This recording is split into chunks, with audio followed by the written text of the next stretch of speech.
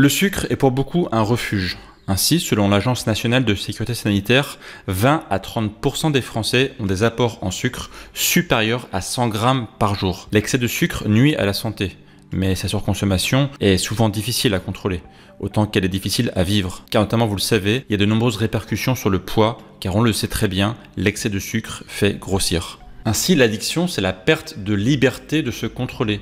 Et on va distinguer ça justement par rapport à l'alimentation plaisir ou la gourmandise, juste occasionnelle, qui là ne pose pas de problème en particulier. Dans l'addiction, les personnes sont incapables de contrôler leur consommation malgré les conséquences défavorables sur leur santé physique, psychique ou sociale. Ainsi, le sucre a un potentiel d'addiction élevé au même titre que la cocaïne, le tabac ou l'alcool. Car vous devez le savoir, le sucre active ce qu'on appelle le circuit de la récompense. Le circuit de la récompense est normalement activé pour donner du plaisir afin d'assurer les besoins primaires nécessaires à la survie de l'espèce humaine, comme la faim, la soif ou la sexualité. Cependant, une stimulation excessive du cerveau par des aliments très caloriques et très riches en sucre peut entraîner un dysfonctionnement de ce système de la récompense et une perte de contrôle, et l'addiction peut apparaître. Le problème, c'est que votre cerveau, il est génétiquement programmé pour aimer le sucre. Historiquement parlant, d'un point de vue purement évolutionniste, le sucre, c'est de la haute densité énergétique. Donc c'est super intéressant pour la survie. Mais le problème, c'est qu'aujourd'hui, vous n'avez pas besoin de sucre en grande quantité, car vous avez des frigos, vous avez des commerces qui sont ouverts pas très loin de chez vous, et donc vous n'êtes clairement pas en manque d'énergie. Et comme n'importe quelle addiction, vous savez très bien que si vous n'avez pas votre dose journalière, vous pouvez avoir des effets secondaires, comme par exemple des maux de tête, des migraines, des sauts d'humeur. Et ça, clairement, ça peut poser des problèmes pour la vie de tous les jours. Dans cette vidéo, je vais donc vous donner 4 techniques qui peuvent vous aider, qui peuvent être des petits plus très intéressants pour vous défaire de votre addiction au sucre. La première solution, ça peut être de faire un jeûne de 24 ou de 48 heures afin de calmer vos neurotransmetteurs. En fait, le but du jeu ici, ça va être de sortir de ce principe de base que lorsque vous avez envie de sucre, lorsque vous avez envie d'une gourmandise, automatiquement, vous allez craquer dessus en quelques minutes ou en quelques heures. Et en fait, du coup, vous n'êtes jamais vraiment dans la rétention. Vous êtes toujours dans l'apport de sucre.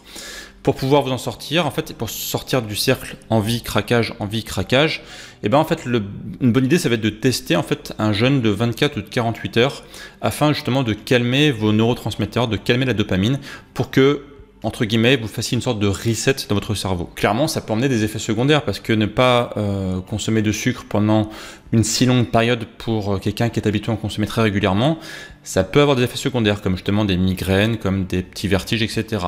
Mais si jamais vous passez ça, si jamais vous allez outre ces premiers petits effets secondaires qui en général passent relativement rapidement, vous allez pouvoir calmer votre cerveau et derrière, retrouver peut-être une sensation de faim normale. Et ne plus manger lorsque vous avez juste envie de manger une sucrerie, mais manger lorsque vraiment vous avez faim. Alors j'insiste, mais imaginez bien que votre cerveau va résister. Votre cerveau va vous envoyer des messages comme quoi il y a un problème. Tout comme lorsque quelqu'un arrête de fumer ou lorsqu'il arrête de boire, en fait, il y a des choses qui vont pas très bien se passer. Clairement, l'arrêt du sucre un peu en mode forcé peut provoquer des effets secondaires. Il faut en être conscient. Mais si jamais, encore une fois, vous allez outre ces premiers effets secondaires, clairement, votre cerveau va mieux gérer ça et derrière, ça va beaucoup mieux se passer. Comme ici, on parle de jeûne de 24 à 48 heures, la bonne idée, c'est de d'abord tester des jeûnes courts de type 16-8, comme je vous en parle souvent sur la chaîne. Clairement, si vous avez jamais jeûné pendant 24 heures, par exemple, la bonne idée, ça va être d'abord de faire des jeûnes intermittents pour ensuite peut-être pouvoir aller sur un jeûne long entre guillemets de 24 à 48 heures. Ne testez pas ça comme ça si vous n'avez jamais mis en pratique, ça pourrait être assez violent, donc clairement faites ça étape par étape comme je vous l'explique très souvent. Deuxième solution, ça va être de passer bien sûr sur une alimentation de type faible en glucides, low carb en anglais, parce qu'il y a un principe tout bête, c'est que plus vous donnez du sucre à votre cerveau, plus il en veut. Si vous suivez mes vidéos, vous savez que je parle très souvent de l'index glycémique, c'est-à-dire ce qui permet de mesurer la capacité d'un aliment à augmenter plus ou moins rapidement la glycémie. Vous allez consommer une alimentation qui va être globalement à IG faible ou modéré.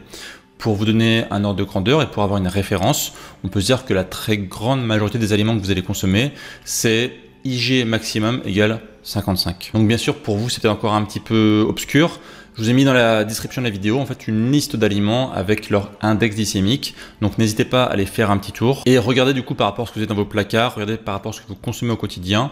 Si jamais dans la liste vous avez des ingrédients que vous consommez régulièrement, essayez de moins en moins les consommer et d'aller vers des aliments qui sont plutôt à IG bas ou modéré. Plus votre alimentation sera à IG modéré, moins vous aurez envie d'aller vers des aliments sucrés. Troisième point, faites une cure de magnésium. Alors on le sait aujourd'hui, il y a beaucoup de personnes qui sont en carence de magnésium. D'ailleurs, j'ai fait une vidéo complète sur le sujet pour vous expliquer voilà, quels sont les symptômes qui peuvent indiquer que vous avez une carence de magnésium.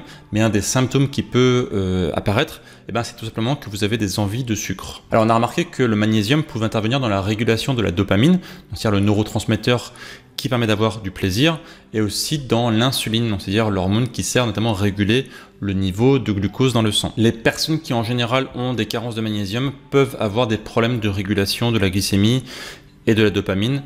Donc voilà pourquoi par exemple certaines personnes ont des besoins d'aller vers du chocolat régulièrement, parce que le chocolat est plutôt riche en magnésium, donc c'est une sorte d'appel, voilà, votre corps vous dit je veux du magnésium.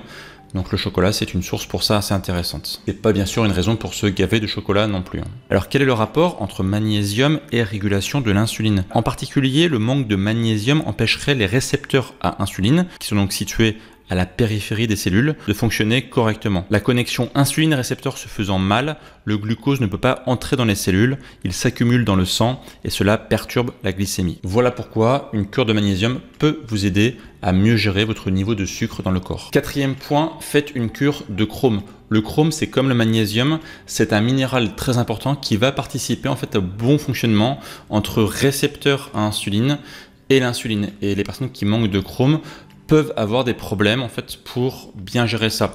Et l'apport de chrome en supplément, donc via une supplémentation que vous allez prendre via des compléments alimentaires, va permettre en fait de faire en sorte que vous ayez moins envie de sucre. Pour comprendre pourquoi le chrome permet de calmer vos fringales sucrées et à terme peut vous aider justement à décrocher du sucre, n'hésitez pas à aller voir cette vidéo où je vous explique tout pas par pas, étape par étape, vous allez comprendre pourquoi le chrome est si intéressant. Et moi, je vous retrouve très bientôt pour de prochaines vidéos. Et d'ici là, bien sûr, prenez soin de vous. Ciao!